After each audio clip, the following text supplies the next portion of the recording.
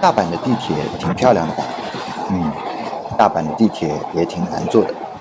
来了大阪5天，几乎每天都在吃地铁的亏，今天也不能例外。开始。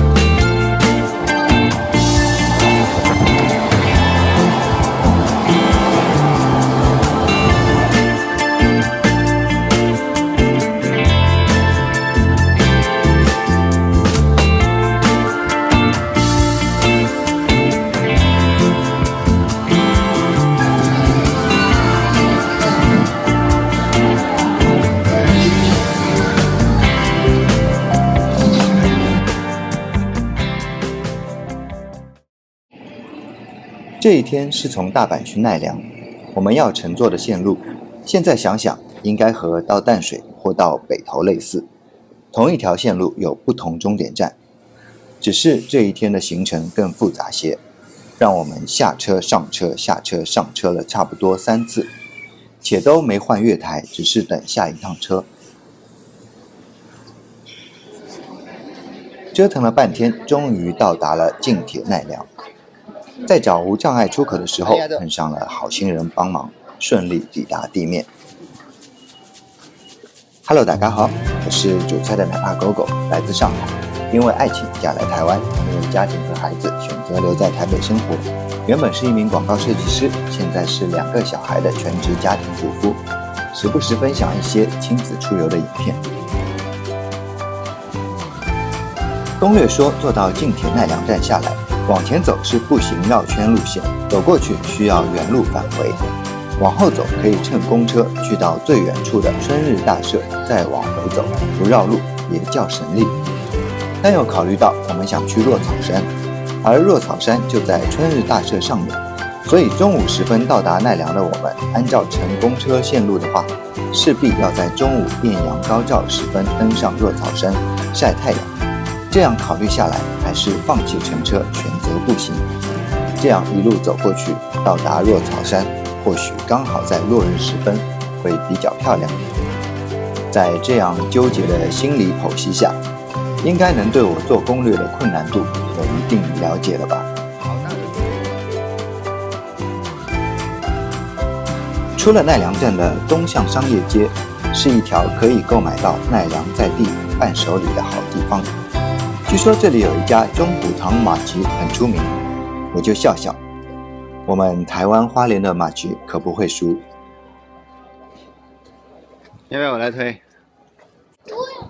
按照步行线路走，第一站会经过的就是幸福寺。这要命的一段上坡路，把原本已经饱受摧残的老父母的腰又雪上加霜了一番。当时在中午的烈日下，看着空旷无遮蔽的寺庙广场，让人有些发怵。虽然幸福寺是古奈良世界遗产中8处的其中之一，但是带着孩子还是要有取舍。今天的重点就放在奈良最有特色的地主小鹿身上吧。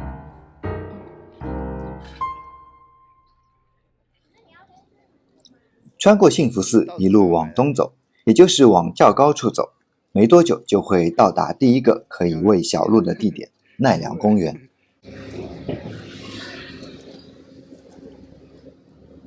严格来说，周边的幸福寺、东大寺、春日大社、奈良国立博物馆等都属于奈良公园的范围，大部分都推荐春秋季节来这里。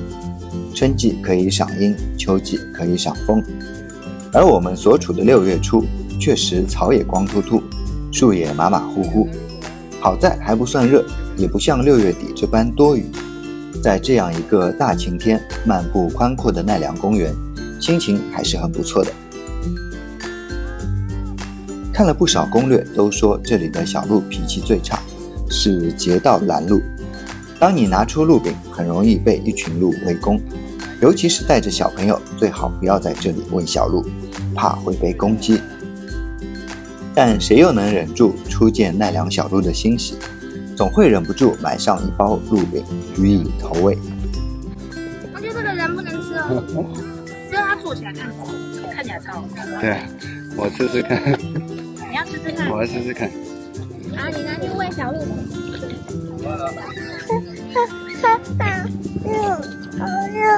蛮好吃啊，不会难吃。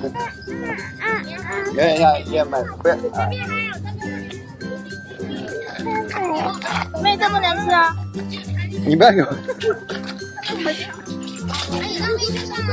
他不要下来，你要下来吗？你去喂别只，不要一直喂它。对。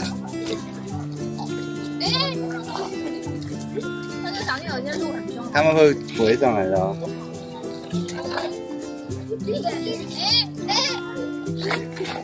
看看有妹妹脚的没有啊？鞠躬。鞠躬。还吃鬼？那就你去那边那不可以摸，不可以摸。不可以摸。哦。爸爸，什么东西？顶我！哎，然后我怎么能看到？你不要给它顶到河里啊！他生气了。好，来啊！他跟你说他看到你的饼就会来。那你要小心哦，他很凶哦。好来啊！爸爸！哎，鞠躬鞠躬，好，鞠躬就好，鞠躬就好了。你要收起来，收起来，他看看你手张开来给他看没有？没有他就走了，没有他就走了。没想到之后真的被几头强盗鹿给围攻了，眼看小鹿就要围堵住正在喂其中一头的母子2人，果果赶紧把鹿饼塞给我，让我去引开敌人。我手忙脚乱放下抱着的妹妹，想把小鹿引开的时候，又听闻惊呼声，有蜜蜂追着妹妹，一手把饼放下让小鹿去吃，再跑回去赶走蜜蜂，抱起妹妹推上推车冲出重围。这就是我们本次在奈良最惊险的一幕了。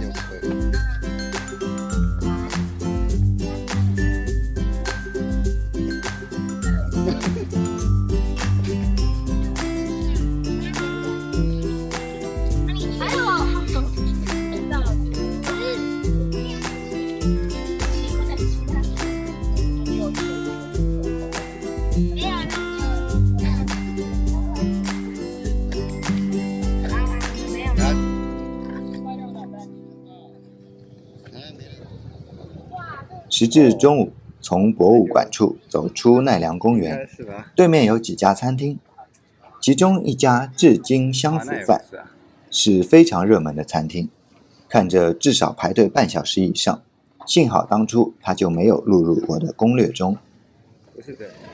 继续往前走的这家 Monsi， 抱歉我念不来，翻译叫做佩佩先生的西餐厅，才是我做攻略时候收入的店，因为它不太需要排队，且 Google 评分要比腐饭高 0.2， 露天而坐，环境不错，法式可丽饼也很可口，所以又急着开吃，忘记拍了。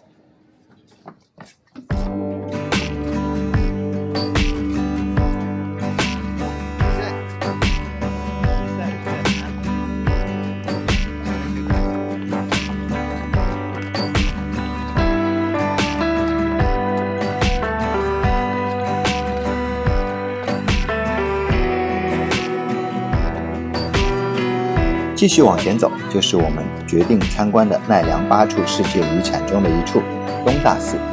据说这里的小路比较温顺，还会跟游客点头示好。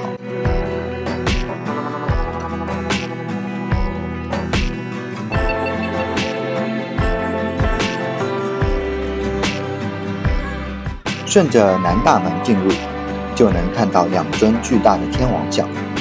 听介绍说，东大寺的大佛殿是世界最大的木造建筑，里面还有一尊大佛像。看到这2个守门的架势就那么大，可想而知东大寺的正主会有多大。转到内侧还能看到一个残破的石狮子，据说是日本最早的破犬。走过一条铺设规整的宽阔道路，前方就是中门的建筑，两边也不时有小路来讨要食物。绕过中门的回廊，再往前就是需要买票进入的大佛殿，票价是成人600元。远处就能看到这座宏伟的大佛殿了。建于728年，因当年各种政变、干旱、饥荒、地震、天花等天灾人祸横行，天皇为祈福而建造。其实最初的大佛殿在1180年及1567年就被人为的大火烧毁，而现在看到的是于1709年重建而成的，规模只有之前的2/3。大佛殿的正主进门处的这尊大佛，看资料有的叫毗卢遮那佛，有的叫卢舍那佛，后来得知原来就是如来佛祖，我就突然顿悟了，原来菩萨也是有多个 ID 账号的。顺时针往里面走，有一座金色佛像，非佛门中人我也不认识他，倒是看到帮助台湾花莲地震的募捐箱，虽然我是个外人，但看到善意总是挺感动的。再接下来是一尊千里眼金刚雕像和顺风耳金刚雕像，以及一个东大寺的构造模型。转到大佛殿的右后方，有一根围绕着许多游客的柱子，也是此处一个非常特殊的地方。柱子底部有个和大佛鼻孔大小相同的洞，据说只要钻过这个洞，就能保佑无病消灾，并能实现愿望。非常巧的是，我在若干年前行至一座人迹罕至的藏传寺庙时，同样也有一个意喻相似的洞，记得叫中阴洞。听这名字应该能猜到，就是投胎转世时钻出产道的寓意。相传顺利钻过之后，就不会在投胎时迷路。那就祝这个小朋友成长过程中无病无灾吧。没有，你不要叫就好，他没有盯着你。我们没有。走出东大寺，往首相山方向走，经过一个鸟居，再走过几段台阶，就来到风景非常优美的若草山了。可能因为东大寺已经位于高地，所以这段路并不算特别上坡，只是有推车的需要硬扛几段台阶，但相比原计划从春日大社上山，应该是少走了不少。当时倒真的没考虑到推车这个问题，也算误打误撞走了一条挺方便的路。之前看了许多攻略说，想要逃离东大寺、春日大社的喧闹人潮，若草山是个很好的选择。或许正因为这些是中文攻略，所以来到若草山后发现中国人特别多，而说好的这里会有成群结队温顺的小路给你喂，实际到达后发现只有零散几只，实在是人多路少不够分了。可能路也都学乖了，知道要扩展业务下山去借道了。若草山的门票是150元，分为1重目、2重目和3重目。这里的3重目就是若草山的山顶了，也不会有8+9。说是40分钟就能登顶，山顶的风景特别漂亮，已经被选入新日本3大夜景之一了。但我们带着小孩没机会目睹，就在1重目不到的草坡走走吧。若草山开放期为3月第3个星期六至12月第2个星期日的早上9点到下午5点。每年1月第4个星期六会举行火烧若草山祭典，奈良观光协会的网站会提早告知每年烧山的具体时间。据说晚上6点左右开始放烟火，之后由300多名消防员一起以圣火点燃若草山。约33公顷的若草山，草地瞬间火红，非常壮观。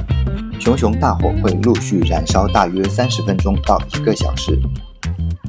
另外，据说山顶有一头公鹿，喂鹿饼的话它不会吃，反而会示意你把鹿饼放在地下，然后用力踩踏地面发出响声。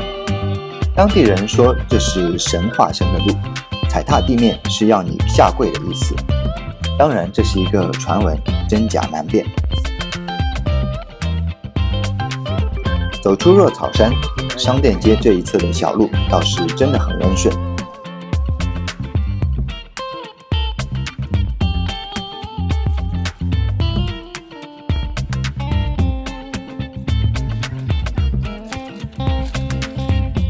哦，他们以为是，不是。